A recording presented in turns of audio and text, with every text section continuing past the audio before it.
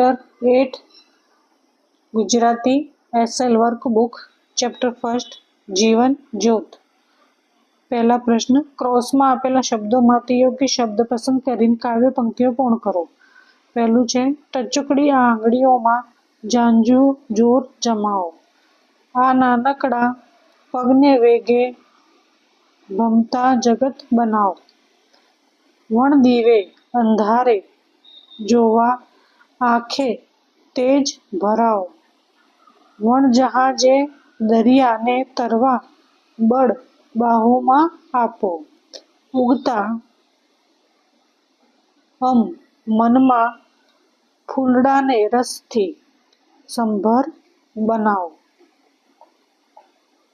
આગળ આપ્યું છે કે જીવનના રંગો પ્રગટાવા પીછી તમારી ચલાવો, ઉરની સાંકલડી શેરીના પથ વિશાળ રચાવો, હૈયાના ઝરણા નાનાને સાગર જેવા બનાવો। આગળ આપેલું છે બીજું પ્રશ્ન કે નીચેના વિધાનોમાંથી ખરા વિધાન સામે રાઈટ અને ખોટા વિધાન સામે ક્રોસની નિશાની કરો। પહેલું છે, કવિ સુંદરમ ફૂલની જેમ કરમાવાનું કહે છે, તો ગલત છે। બીજું પ્રશ્ન કે કવિ પોતાની નાનકડી આંગળીઓમાં ઘણું બધું જોર સ્થાપવાનું પ્રભુને કહે છે, તો રાઈટ હે। દીવા વિના અંધારામાં જોવા માટે કવિ પ્રભુને આંખમાં તેજ ભરવાનું કહે છે, તો આ બી રાઈટ છે। કવિ દરિયાને તરવા માટે પ્રભુ પાસે નાવ કે જહાજની માંગણી કરે છે, તો ગલત છે। કવિ જીવનમાં રંગો પ્રગટાવવા પ્રભુને પીછી ચલાવવાનું કહે છે, તો આ રાઈટ છે। કવિ પોતાના હૈયાની સાંકડી શેરીને વિશાળ માર્ગ બનાવવા પ્રભુને પ્રાર્થના કરે છે, તો આ સહી છે। આગળ આપેલું છે ત્રીજું કે સરખા પ્રાસવાળા શબ્દો લખો। પ્રાસવાળા શબ્દો લખવું છે, આ ઉદાહરણ આપ્યું છે। પહેલું છે રસ, કસ, ખસ, ઘસ, જસ, દસ, નસ, બસ, ભસ, મનનું ગન, ઘન, જન, તન, તન, દન, ધન, વન, તેજ, ગેજ, ડેજ, પેજ, ફેજ, બેજ, ભેજ, મેજ, વેજ, ઉર, ખૂર, ચૂર, ઘૂર, તૂર, થૂર, દૂર, ધૂર और सूर, पग, पगनु खग, जग, डग, ढग, नग, बग, मग, रग, धार, खार, जार, नार, बार, भार, शार, सार, नीर, कीर, खीर, गीर, चीर, धीर, मीर, लीर, वीर। आ रीते प्रासवाળા શબ્દો લખવાના છે। આગળ છે ચોથો પ્રશ્ન કે યોગ્ય વિકલ્પો પસંદ કરીને ખાલી જગ્યા પૂરો। તો પહેલું આપેલું છે કે શિક્ષકે રમૂજી ટૂચકો સંભળાવ્યો અને બધા ખડખડાટ હસી પડ્યા। ગરબે ઘૂમવા આવેલા યુવાન और યુવતીઓમાં અનેરા ધનઘનાટ હતો। પરીક્ષા હોવાથી છોકરાઓ નિશાળ ભણી સડસડાટ ચાલી નીકળ્યા। બાગમાં પ્રવેશતા જ ફૂલોનો મગમગાટ મનને પ્રફુલ્લિત કરી દેતો। પ્રાર્થના સભામાં પ્રવાસની જાહેરાત થતાં જ વિદ્યાર્થીઓમાં ગણગણાટ થવા લાગ્યો। બાળકોમાં ડુંગરની ટોચે પહોંચવાનો ભારે તરવરાટ હતો। પંખીઓનો કિલકિલાટ સાંભળી દર્શનને બારી બહાર જોયું। વાદળોનો ગડગડાટ સાંભળ્યો અને ખેડૂતોના ઉમંગનો પાર ન રહ્યો।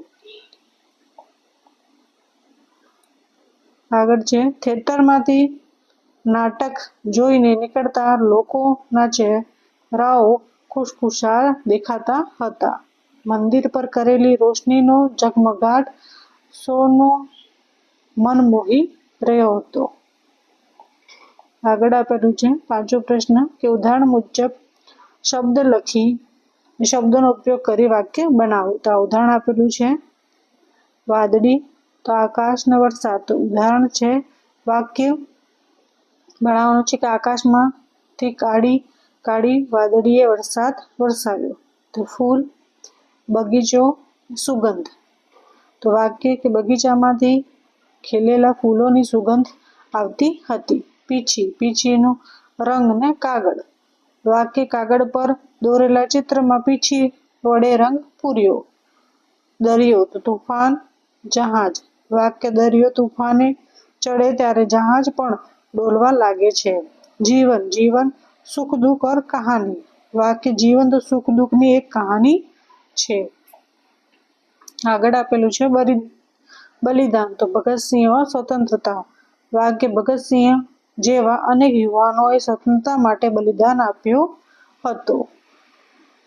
આગળ આપેલું છે આડા અવળા શબ્દો યોગ્ય ક્રમમાં ગોઠવીને વાક્ય ફરીથી લખો. તો આ શબ્દ છે આડા અવળા કર્યા છે તેને યોગ્ય ક્રમમાં ગોઠવવાના છે અને વાક્ય ફરીથી લખવાનું છે.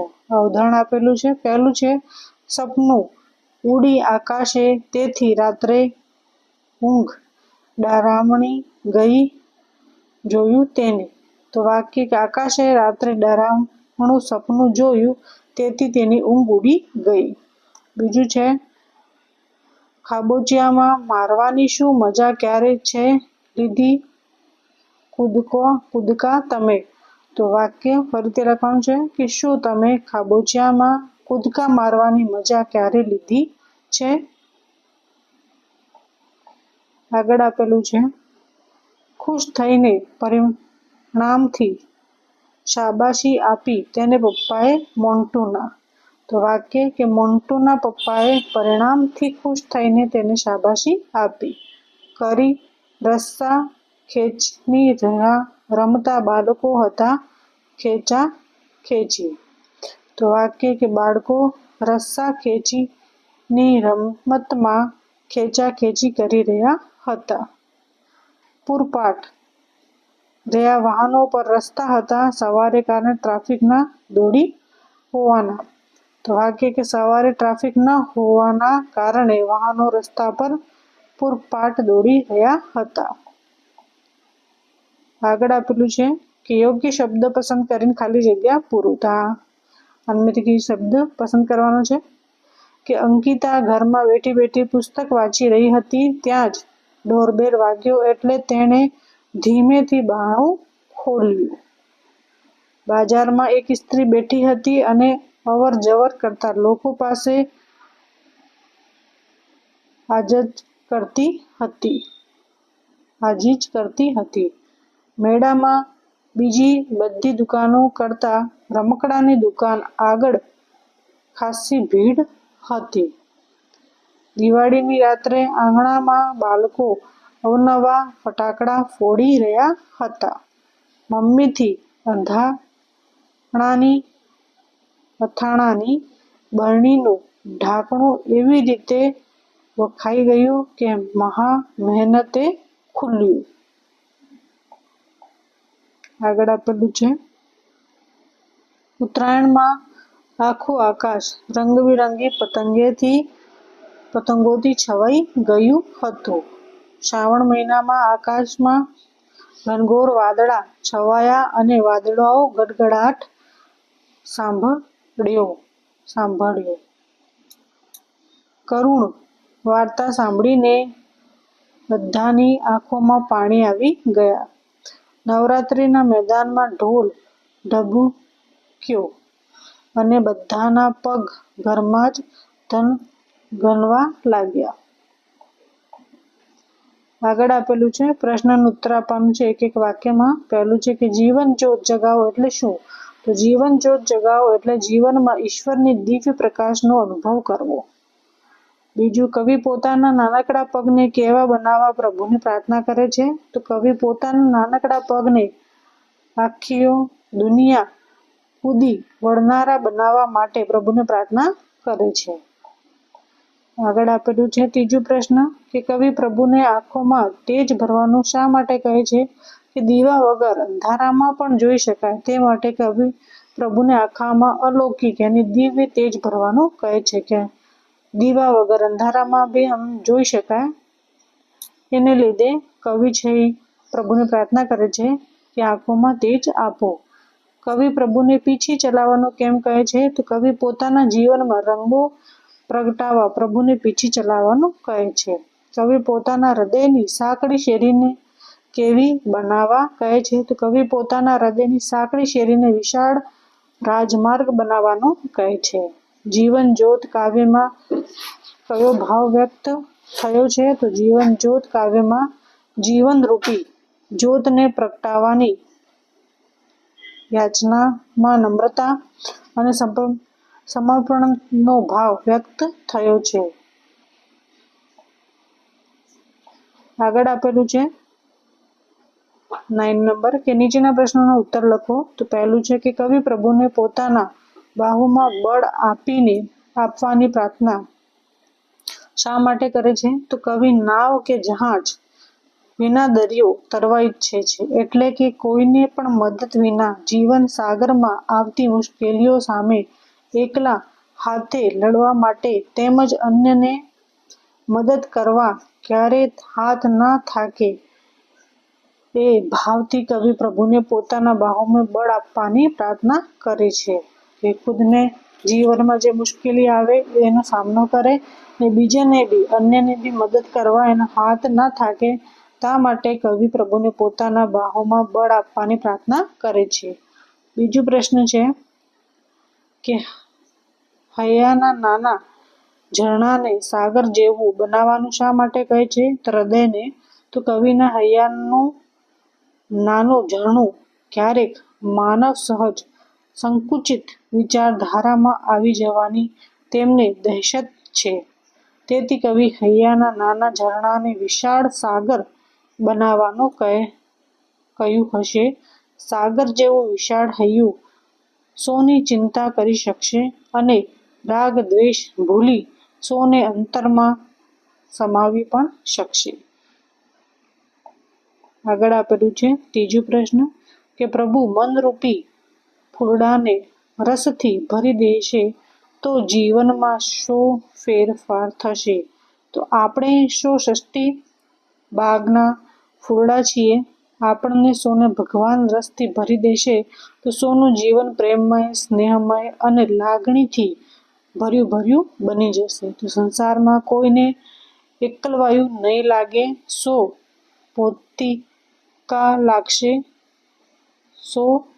પોતિકા લાગશે અને સોને જીવન જીવવા જેવું લાગશે.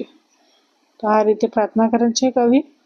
આગળ આપેલું છે 10મો પ્રશ્ન કે આપેલ ભાવને અનુરૂપ કાવ્ય પંક્તિઓ લખો. તો આ ભાવ લખ્યું છે કે હે ભગવાન, અમારી નાની નાની આંગળીઓમાં અને અમારા નાનકડા પગમાં એટલું બળ આપો કે એ બળના જોરે અમે આખું વિશ્વ ફરી શકીએ.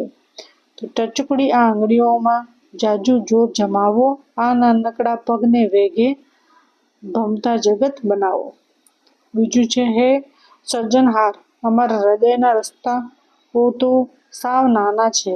હૃદયના ભાવોને વિશાળ બનાવીને બધાની મદદ કરવા યોગ્ય બનાવો. તો આનો કાવ્ય પંક્તિ લખવાનું છે કે ઉરની સાંકડી શેરીના પથ વિશાળ રચાવો. હૈયાના ઝરણા નાનાને સાગર જેવા બનાવો. આગળ આપેલું છે ત્રીજું કે હે પ્રભુ, કોઈની પણ મદદની જરૂર ના પડે એમ આપ બળે અમને બધી જ મુશ્કેલીઓમાંથી ઉગરવાની શક્તિ આપો અને તેમાંથી બહાર નીકળવા અમારા હાથમાં બળ આપો. કે વણ દીવે અંધારે જોવા આંખે તેજ ભરાવો. વણ જહાજે દરિયાને તરવા બળ બાહુમાં આપો. 11 પ્રશ્ન છે કે આપેલા શબ્દોની શબ્દ ક્રોમમાં ગોઠવો. પર્વત, રેવા, કૈવલ્ય, ક્ષમા, સીમા, હુલ્લડ. તો કૈવલ્ય, ક્ષમા, પર્વત, રેવા, સીમા, હુલ્લડ. રેવતી, રાજા, રોહિણી, રજા, રેવતક, રંક. તો રજા, રંક, રાજા, રેવતી, રેવતક और રોહિણી. આ રીતે કરવાનું છે. આગળ આપેલું છે 12 પ્રશ્ન કે ઉદાહરણ પ્રમાણે રેખાંકિત શબ્દના સ્થાને અન્ય શબ્દ મૂકી જરૂરી ફેરફાર સાથે વાક્ય ફરીથી લખો. ઉદાહરણ આપેલું છે કે સ્વામી વિવેકાનંદના નયનમાં અનેરો પ્રકાશ હતો. તો સ્વામી વિવેકાનંદની નયનમાં આંખોમાં અનેરું પ્રકાશની જગ્યા લખવાનું તો તેજ હતું. નાનકડા ચરણોમાં આખું જગત ભમવાની શક્તિ આપો. તો નાનકડા ચરણોમાં તો પગમાં આખું જગત ભમવાનું શક્તિની જગા બળ લખવાનું છે આપો. માનું હૈયું તો દરિયા જેટલું જ હોય છે. તો માનું હૈયું તો હૃદય, તો દરિયો અને સાગર જેવડું જ હોય છે. નર્મદાના નીર પીને તો ગુજરાતના લોકોમાં સ્નેહ અને ત્યાગ છલોછલ છલકાય છે. તો નર્મદાના નીર અને જળ લખવાનું છે. પીને તો ગુજરાતના લોકોમાં સ્નેહ અને પ્રેમ અને સમર્પણ છલોછલ છલકાય છે. પ્રેમ, સમર્પણ, ત્યાગની જગ્યા લખવાનું છે સમર્પણ. આગળ આપેલું છે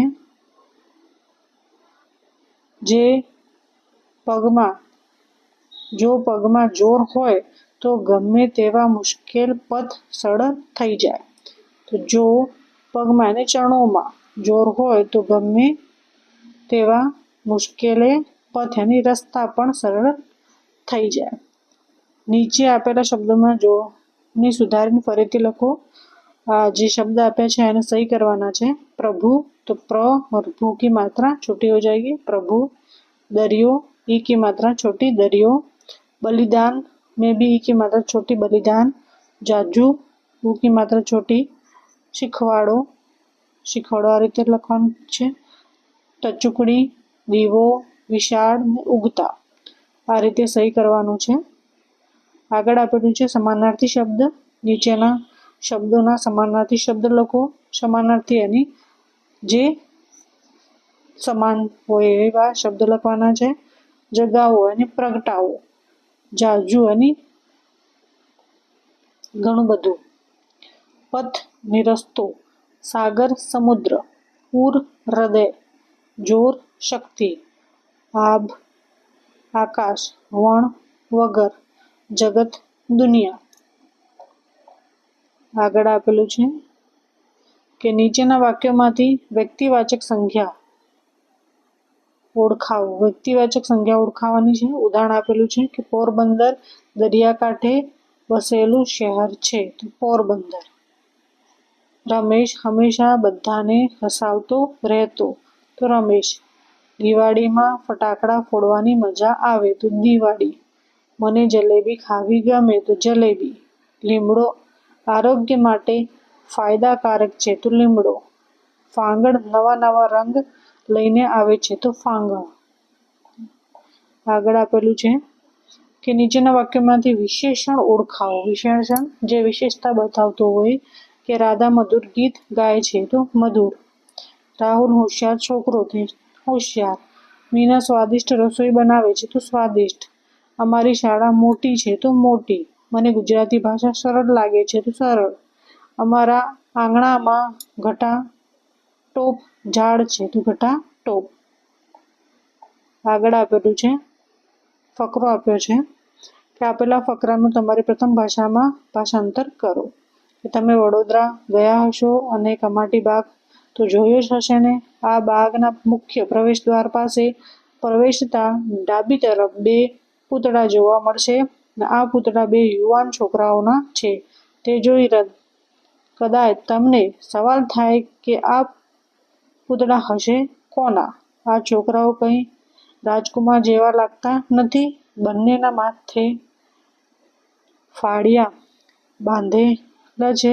એકના હાથમાં નાનકડી છરી જેવું હથિયાર છે અને બીજાના હાથમાં નાની લાકડી છે. તો આને ઇંગ્લિશમાં ટ્રાન્સલેટ કરવાનું છે. You must have been to Vadodara and see Kamati Baug. On entering the main gate of the garden, you will find 2 statues. To the left-hand side, these statues are of 2 young boys. Seeing this statue, you may wonder whose statue. They are these boys don't look like prince. Both have a turban on their hands. One has a small knife like weapon in his hand, while the other has a small stick in his hands. कि एक के हाथ में चाकू था और एक के हाथ में छड़ी थी, लकड़ी थी.